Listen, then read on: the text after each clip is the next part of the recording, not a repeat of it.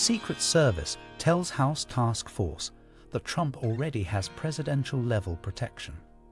In a significant development, the U.S. Secret Service has informed a House Task Force that former President Donald Trump is already receiving presidential-level protection.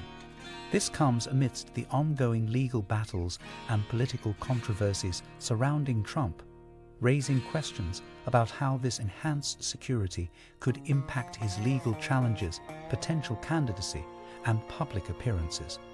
What does this mean for his future, and why is he still being provided with such high-level protection after leaving office?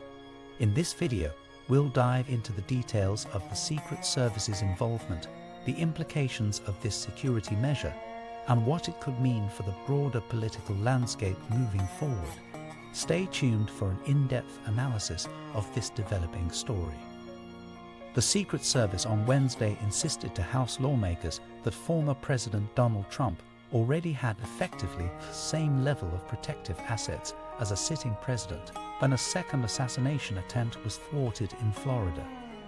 That's one of the key takeaways lawmakers on a bipartisan House task force investigating the assassination attempts had after a briefing by Secret Service officials about Sunday's incident, where agents stopped a man perched in the bushes on the perimeter of Mr. Trump's golf club with a rifle before he could fire any shots.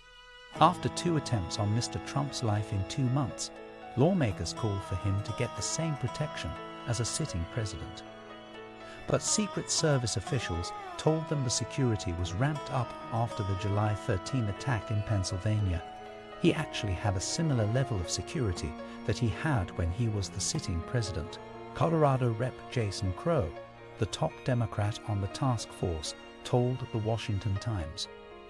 Mr. Crow said they were told that after the July 13 assassination attempt, President Biden ordered the Secret Service to increase security detail for Mr. Trump, the Republican presidential nominee, and Vice President Kamala Harris, the Democratic presidential nominee, to the same level as a sitting president gets.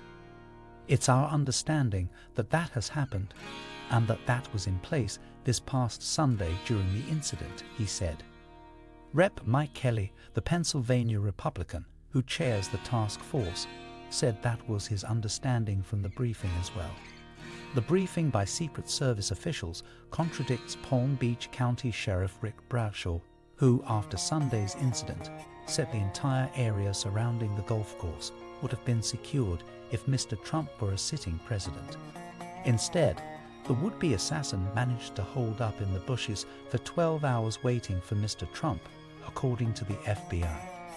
If he was a sitting president, we would have had the entire golf course surrounded, Sheriff Bradshaw said.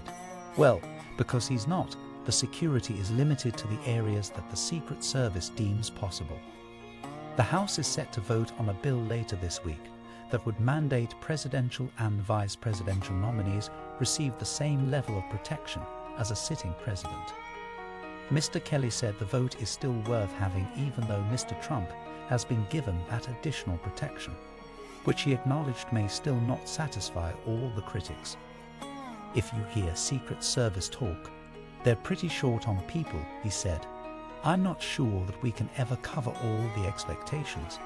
I think we do the best we can do, but I also think that there are limitations to what you can do.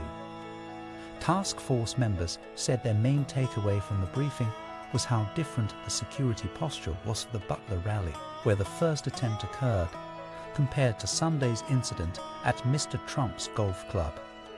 From the Secret Service's standpoint, they've already been through this once, and they were heavily criticized for what they didn't do, Mr. Kelly said, adding that the agency has made adjustments. He also pointed out that the 2 assassination attempts occurred in vastly different venues. The Butler incident was at a campaign rally with thousands of people, while the Florida incident was on a private golf course.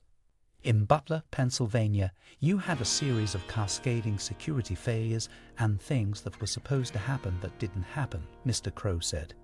In this instance, it appears as though things went as they were supposed to go, that they followed procedures, that the security bubble around the former president actually followed him.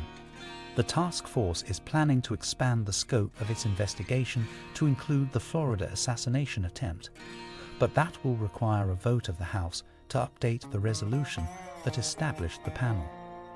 Mr. Kelly and Mr. Crow said they are aiming to hold the task force's first public hearing next week on the security failures in Butler with witnesses from local law enforcement, but the schedule remains in flux.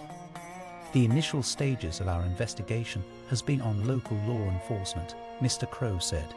Those have been the transcribed interviews we've been conducting over the last couple of weeks and the focus of our document requests and productions.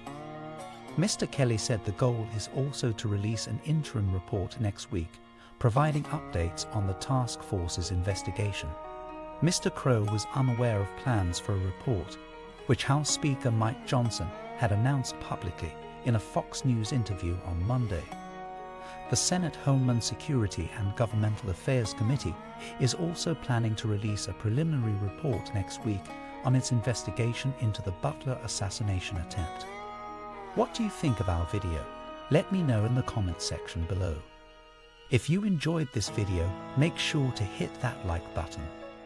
Also subscribe to our channel before you go. Thank you for watching.